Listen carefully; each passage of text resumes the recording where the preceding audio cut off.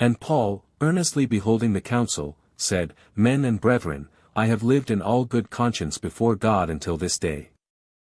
And the high priest Ananias commanded them that stood by him to smite him on the mouth.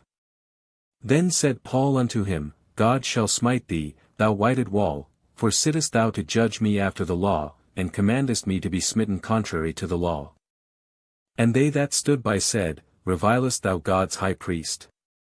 Then said Paul, I wist not, brethren, that he was the high priest, for it is written, Thou shalt not speak evil of the ruler of thy people.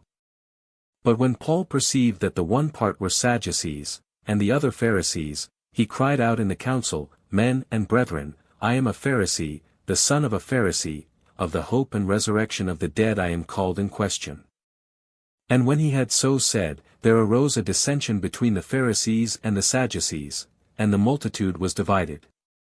For the Sadducees say that there is no resurrection, neither angel, nor spirit, but the Pharisees confess both. And there arose a great cry, and the scribes that were of the Pharisees' part arose, and strove, saying, We find no evil in this man, but if a spirit or an angel hath spoken to him, let us not fight against God. And when there arose a great dissension, the chief captain, fearing lest Paul should have been pulled in pieces of them, commanded the soldiers to go down, and to take him by force from among them, and to bring him into the castle. And the night following the Lord stood by him, and said, Be of good cheer, Paul, for as thou hast testified of me in Jerusalem, so must thou bear witness also at Rome. And when it was day, certain of the Jews banded together, and bound themselves under a curse, saying that they would neither eat nor drink till they had killed Paul. Under a curse, or, with an oath of execration. And they were more than 40 which had made this conspiracy. And they came to the chief priests and elders, and said, We have bound ourselves under a great curse, that we will eat nothing until we have slain Paul.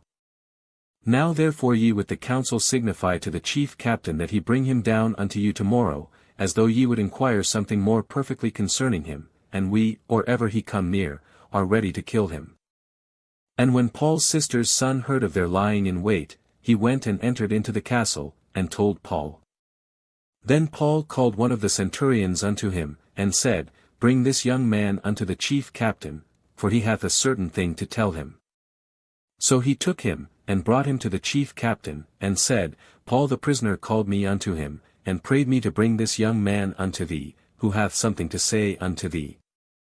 Then the chief captain took him by the hand, and went with him aside privately, and asked him, What is that thou hast to tell me? And he said, The Jews have agreed to desire thee that thou wouldest bring down Paul tomorrow into the council, as though they would inquire somewhat of him more perfectly. But do not thou yield unto them, for there lie in wait for him of them more than 40 men, which have bound themselves with an oath, that they will neither eat nor drink till they have killed him, and now are they ready, looking for a promise from thee. So the chief captain then let the young man depart, and charged him, See thou tell no man that thou hast shewed these things to me. And he called unto him 2 centurions, saying, Make ready 200 soldiers to go to Caesarea, and horsemen 70, and spearmen 200, at the 3rd hour of the night. And provide them beasts, that they may set Paul on, and bring him safe unto Felix the governor. And he wrote a letter after this manner. Claudius Lysias unto the most excellent governor Felix sendeth greeting. This man was taken of the Jews, and should have been killed of them, then came I with an army, and rescued him, having understood that he was a Roman.